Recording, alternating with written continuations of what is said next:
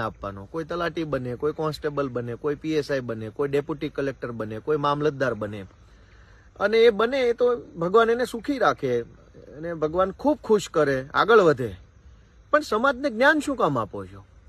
કેમ કે આપણે કાચના ઘરમાં રહીએ છીએ. સરકારી માણસોની એટલી હિંમત નથી કે ગમે તેવું અધમમાં અધમ, જૂઠમાં જૂઠ, હળાહળ અધમ કૃત્ય થતું હોય તો પણ પોતાના ઉપરી અધિકારીને ધ્યાન દોરી શકે, સૂચન આપી શકે, રોકી શકે, એવી ઓકાત ગુજરાતના એક પણ સરકારી માણસમાં નથી.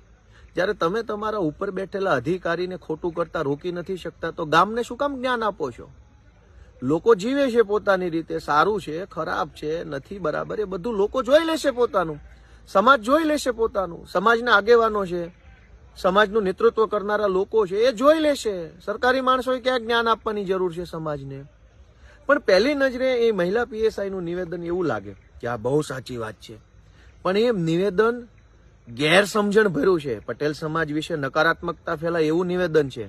ભાઈ, તમે નોકરી એવા વિસ્તારમાં કરો છો જ્યાં 90% પટેલોની વસ્તી છે, તો 90% એટલે કે સમજી લો કે કમસે કમ એ વિસ્તાર, સરથાણા જે તમે વિસ્તારની વાત કરો છો, ત્યાં 20 થી 25 લાખ પટેલો રહેતા હશે.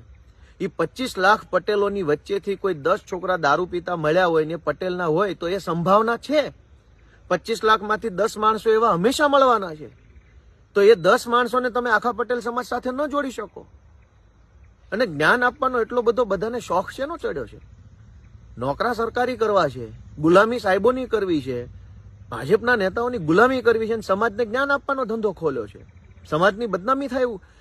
આ જ પીએસઆઈ અમદાવાદની અંદર સેટેલાઇટ વિસ્તારમાં કે અમદાવાદના શાહપુર વિસ્તારમાં નોકરી કરો તો તમને એક પણ પટેલનો છોકરો દારૂ પીધેલો નહીં પકડાય. તો બોલતા પહેલા થોડીક મર્યાદા રાખીએ. જ્ઞાન આપવાનો કીડો કઈડી ગયો હોય તો જ્ઞાન એવું આપીએ